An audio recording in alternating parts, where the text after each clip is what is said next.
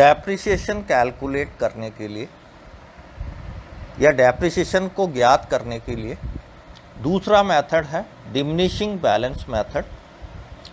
This is also called reducing balance method. इसको हम reducing balance method भी कहते हैं। The diminishing value of machine is much greater in the early years. अर्थात जो किसी भी मशीन का डेप्रिसिएशन है या डेप्रिसिएशन वैल्यू है वो शुरू के सालों में ज़्यादा होती है। It depreciate rapidly in the early years, और वो वैल्यू शुरू के सालों में ज़्यादा होती है एंड लेटर ऑन स्लोली, और धीरे धीरे with the lapse of time वो रेट ऑफ डेप्रिसिएशन जो है वो कम होता जाता है। If x be the percentage taken to calculate the yearly depreciation on the book value, अगर x जो है वो परसेंटेज है डेप्रिसिएशन कैलकुलेट करने के लिए yearly, then x is equals to 1 minus S upon C raise to power 1 upon n। यहाँ पर s जो है वो स्क्रैप वैल्यू है मशीन की, c जो है वो initial cost of the machine है, n जो n है वो नंबर ऑफ ईयर्स और लाइफ ऑफ द मशीन है। डिमिनिशिंग बैलेंस मेथड को हम एक उदाहरण के माध्यम से, एग्जाम के माध्यम से आसानी से समझ सकते हैं। A lathe is purchased for ₹8,000 and the assumed life is 10 years and the scrap value is ₹2,000। अर्थात एक मशीन जो है लेथ मशीन हमने 8,000 रुपये में ख़रीदी, अर्थात हमें सी दिया हुआ है 8,000, और उसका लाइफ जो है 10 ईयर्स है, अर्थात एन जो है वो 10 है, एंड स्क्रैप वैल्यू 2,000, जो एस की वैल्यू है वो 2,000 है। If the depreciation is charge by diminishing balance method, अगर यहाँ पर हम डिमिनिशिंग बैलेंस मेथड के माध्यम से डेप्रिसिएशन को चार्ज कर रहे हैं, calculate the percentage by which value of the lathe is reducing every year and depreciation fund after 2 years. तो हमें यहाँ ज्ञात करना है कि हमारी लेथ मशीन की वैल्यू हर साल कितनी रिड्यूस हो रही है और 2 साल के बाद में कितना डेप्रिसिएशन फंड इकट्ठा हो जाएगा। तो यहाँ पर हमें initial cost of the machine जो है C is equals to 8,000, S is equals to 2,000 and N is equals to 10। तो जैसे कि डिमिनिशिंग बैलेंस मेथड के अंतर्गत फार्मूला है परसेंटेज कैलकुलेट करने का, percentage X be the percentage taken to calculate the yearly depreciation on the book value, X is equals to 1 minus S upon C raise to power 1 upon N. तो X is equals to 1 minus 2,000 divided by 8,000 raise to power 1 upon 10, and this is value is equals to 0.1294 और 12.94%। अर्थात हमारी lathe machine की value प्रति वर्ष 12.94% के हिसाब से वैल्यू रिड्यूस हो रही है। अब हमें value of the lathe after 1 year, 1 साल के बाद में हमें लेथ की वैल्यू निकालनी है। तो 1 साल के बाद में हमारा लेथ का वैल्यू हो गया 8,000, ब्रैकेट में 1 minus 0.1294 and this is equals to 8,000 multiply by 0.8706 and this is equals to 6964.80 and depreciation fund after 1 year, क्योंकि 1 साल के बाद में हमारी मशीन की वैल्यू रह गई 6,964 रुपये 80 पैसे। शुरू में हमारा लेथ मशीन का वैल्यू था 8,000, तो 8,000 में से 6,964 रुपये 80 पैसे घटा दिया तो हमारा वैल्यू आ गई 1,035 रुपये 20 पैसे। अर्थात 1 साल के पश्चात हमारा जो डेप्रिसिएशन फंड कलेक्ट हुआ है वो है 1,035 रुपये 20 पैसे। अब हमारी 1 साल के बाद में जो लेथ मशीन है उसका बुक वैल्यू हो गया 6,964 रुपये 80 पैसे। तो अब हम depreciation fund in the second year calculate करेंगे। सेकेंड ईयर के अंदर 6,964 रुपये 80 पैसे into 1 minus 0.1294 and that is equals to 6,063 रुपये 55 पैसे।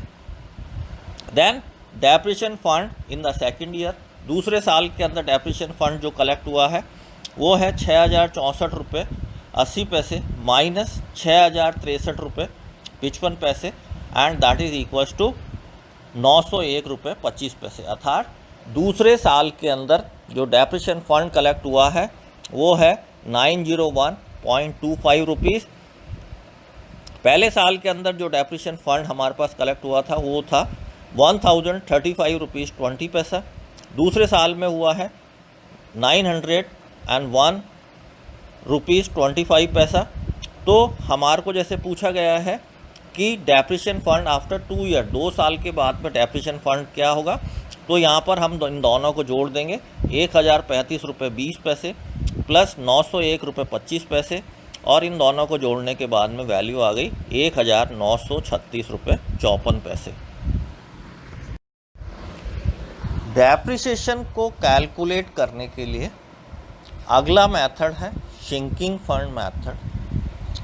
Depreciation fund is collected in a bank, अर्थात जो हर साल हमारे पास डेप्रिसिएशन फंड कलेक्ट हो रहा है उसको हमने बैंक में जमा किया है, where the compound interest on the collected fund is also consider.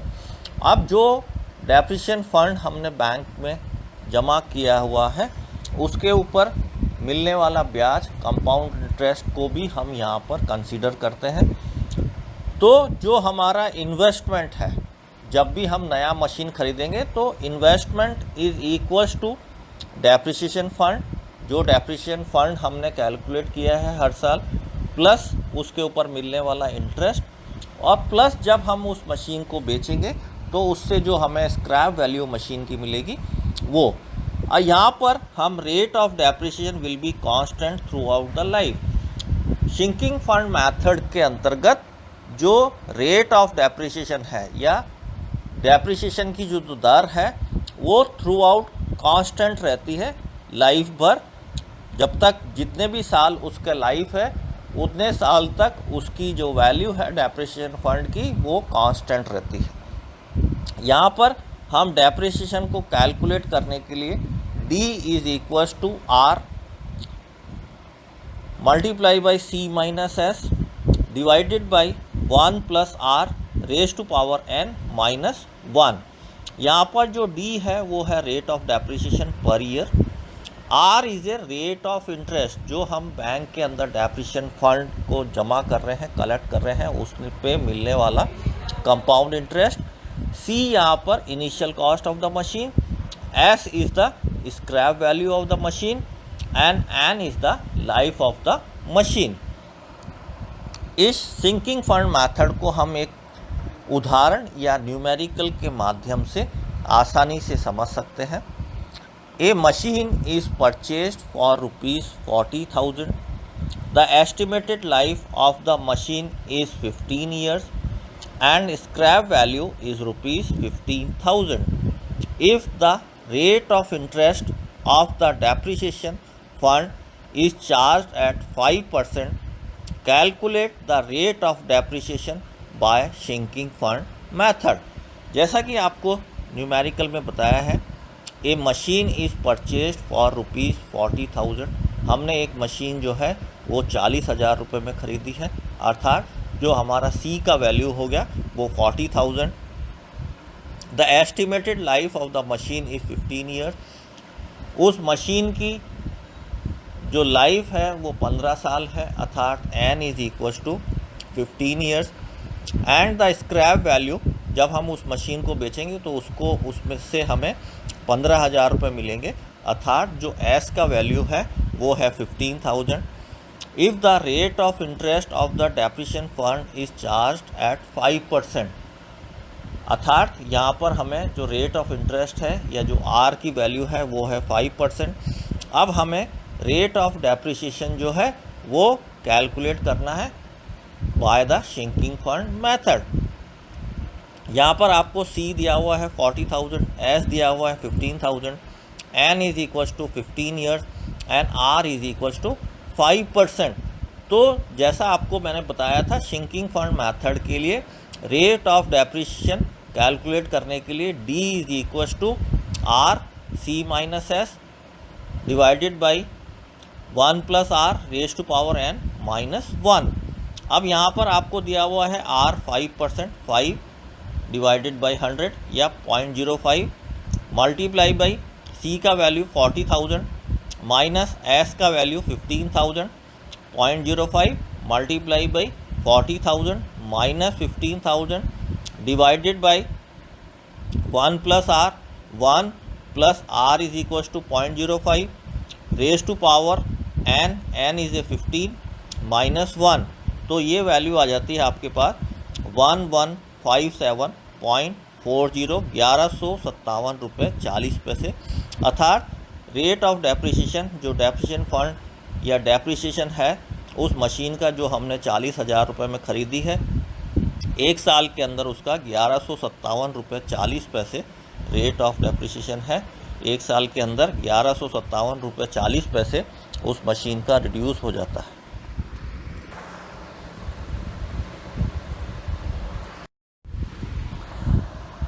Depreciation chapter के अंतर्गत एक टर्म है amortisation.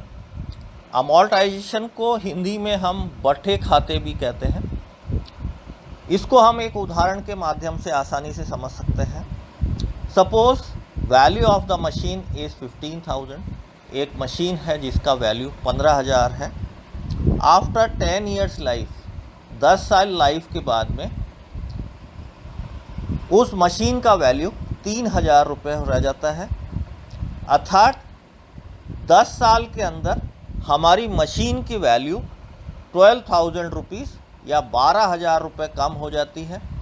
So this 12,000 is known as amortization. अर्थात जो 12,000 रुपये हमारे 10 साल के अंदर उस मशीन की वैल्यू कम हुई है, उसको हम अमॉर्टाइजेशन और बट्टे खाते गई राशि कहते हैं।